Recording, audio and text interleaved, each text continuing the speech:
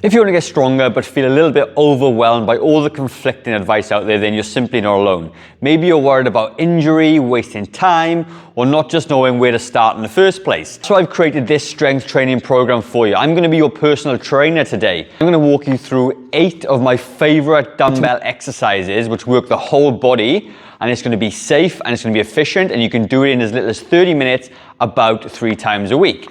You can do this at home, you can do it in the gym.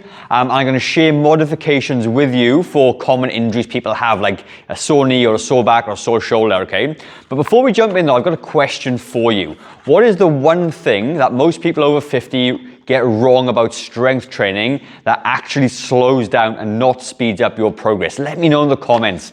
I'm going to cover off that tip in the video as I go through it. If we've not met yet, I'm Gavin, I'm a personal trainer. I co-own New Zealand's only fitness studio for people over the age of 40. Most of our members are mid-50s. This is going to be a really, really valuable video for you if you're looking to get stronger. So without further ado, let's just jump in. And if you do want a copy of this full body workout, comment strength down below and I can send you this entire guide over and you can work through this at your own pace as well.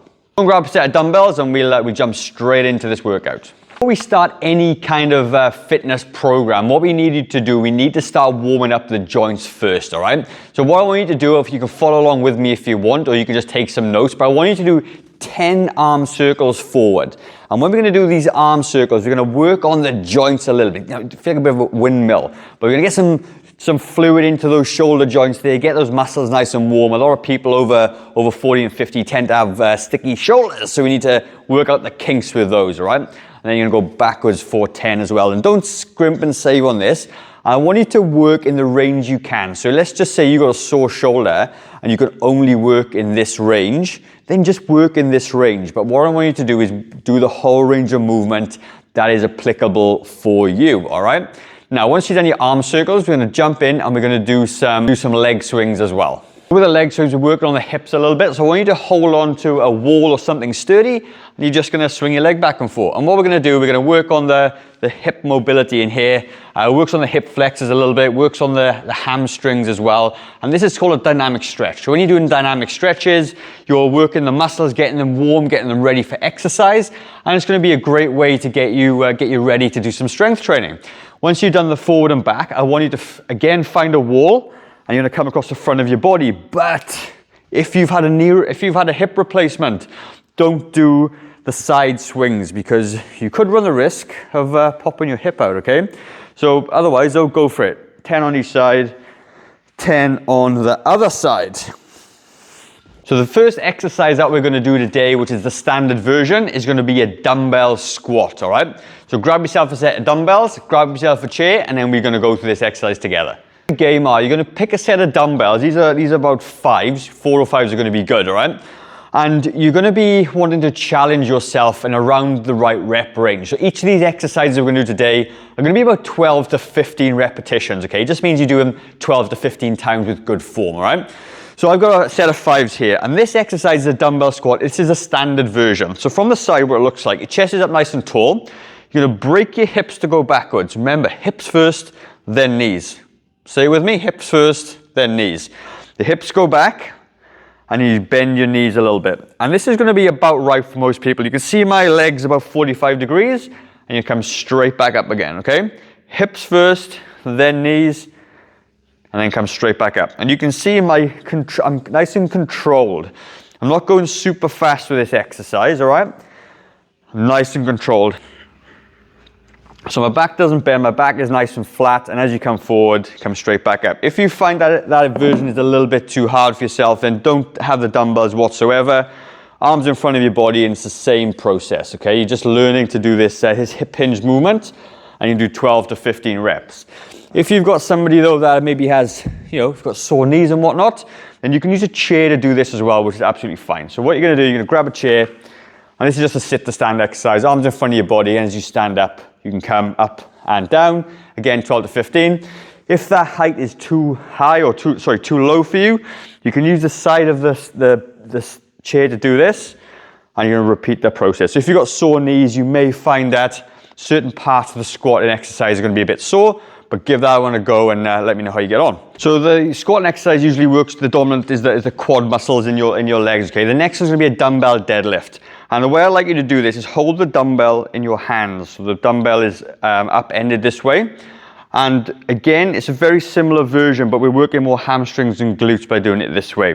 So as your hips go back, you bend your knees a little bit, the dumbbell comes down to the floor, and you can see my back is nice and flat, and you come straight back up. And you're gonna repeat that again, 12 to 15 times. And that's 2 reps. You can see I'm still nice and slow. And the loading is different now. The load's in the front of the body, which means the upper back, lower back does a bit more work than when the dumbbells are on the side. So they're very similar, but different as well. And again, you're gonna hit that 12 to 15 reps. Now, if you find that a little bit too hard or the weight is too heavy for yourself, that's fine. Arms in front of your body, chest up nice and tall, and you're gonna do the same movement, and you can do it this way. In terms of modifications, there's not a lot of modifications you can do. If you do have a sore lower back, or any pain, just don't do the exercise in the first place. Okay, so once we've done the legs part of this exercise, we're gonna work on the upper body and the chest. So you don't need any equipment for this, the floor is gonna be perfectly fine. And what I want you to do with this exercise is you're gonna grab your dumbbells that you've just been using, okay? Pick the appropriate weight. You're gonna put the dumbbells on your knees, and this is important. You need to step yourself back. So when you come back into this exercise, your elbows are nice and close to your body this way. Put your head back on the mat, and you can use a pillow if you need to. And I don't want you to be wide out there. I want you to be nice and narrow, right in here like this. And you lift the weight above the middle of your chest, okay? Be careful though, because if you start to push this weight and it's a bit too heavy, it can come down and crack you in the face, okay? So bring your arms down to the side, slow, and push back up. So what I want you to do is think of this. You're gonna count 3 seconds down. 1, 2, 3, and then push forward.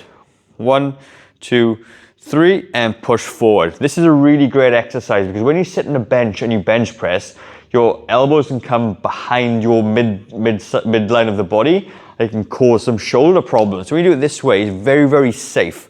It's not going to cause you any injuries. Now, if you are somebody that has some sore shoulders or anything, what you can do is use a lighter weight, but also squeeze the dumbbells together this way across the front of your chest.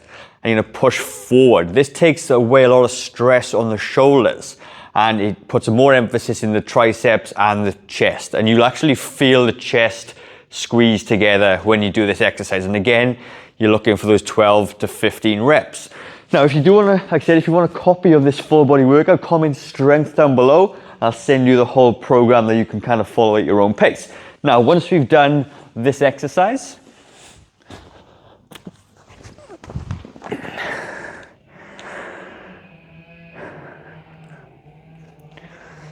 we're going to be moving on to exercise number 4, okay?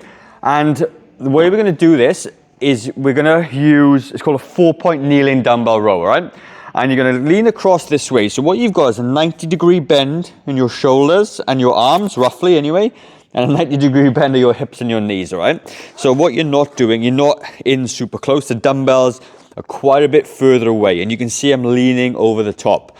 And what you're going to do then, you're going to put the weight onto one side and you're going to row it back. Get that elbow nice and high, squeeze that shoulder blade together. And again, slow on the way down. The theme of this exercise is slow. Back up and down. Same for all the exercises that we're doing. Bring it back down, bring it up, and bring it back down.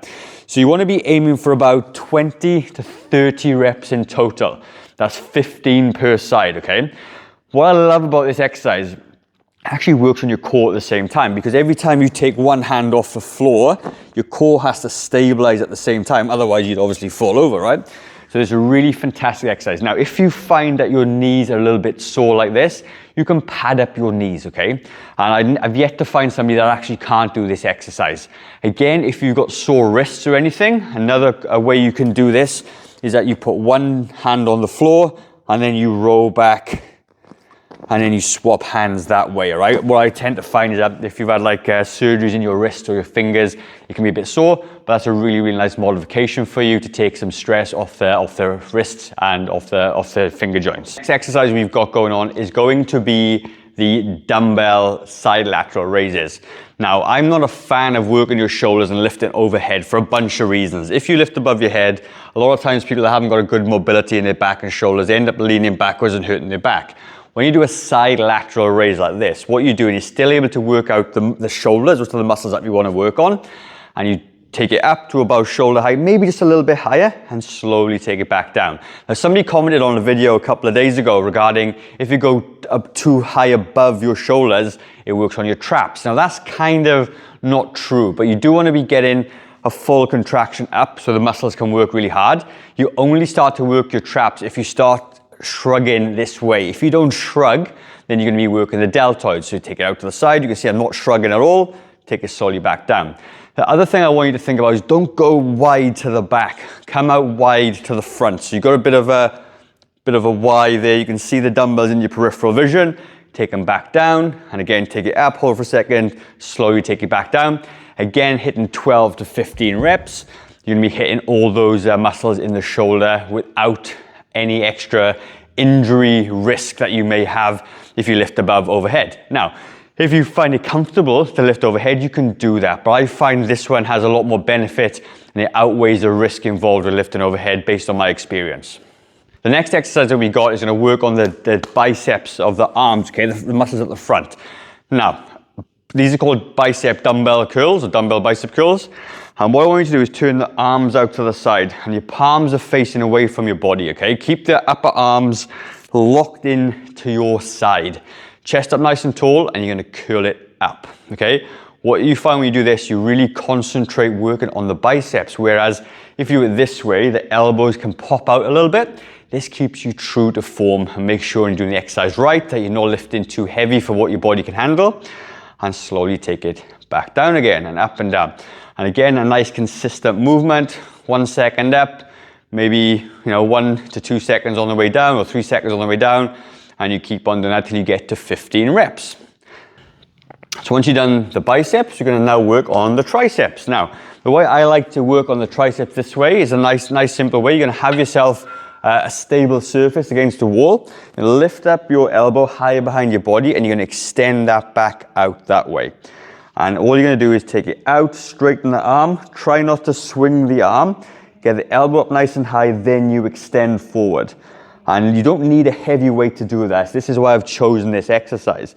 And if you find something really, really hard, then use a lighter weight. You can even taper it down to the point where you lift up your arm this way and extend the arm out, and you'll really feel a contraction working in the back of the arm. The contraction just means tightening of the muscle, so you don't even need weights to do this if you're a complete beginner.